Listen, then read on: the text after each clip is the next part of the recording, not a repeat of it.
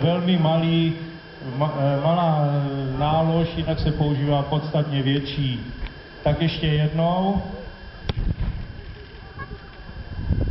Ty větší lítají trošku výš, než lítají trošku výš a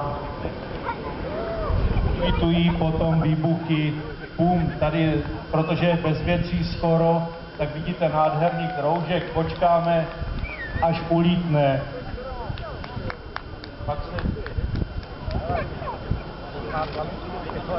Takže za chvilinku vyzkoušíme vystřelení pečky.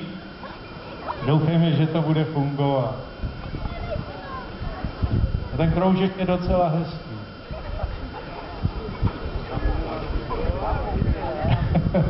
Ale já to nemůžu, to z nich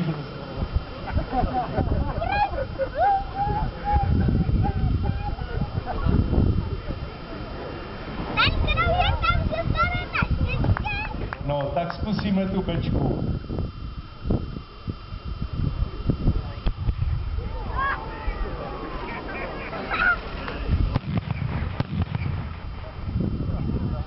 To tam bylo jenom navíc a čekal jsem, jestli se to ozve, nezklamalo mě to.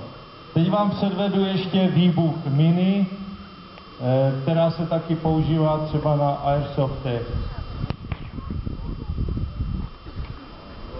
Tam nic víc není.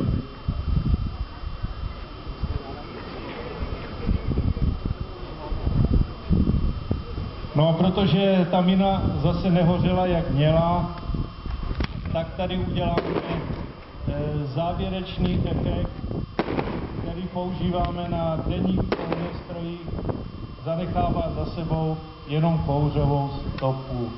Takže vám děkuju a bylo to mimo program toto předvádění.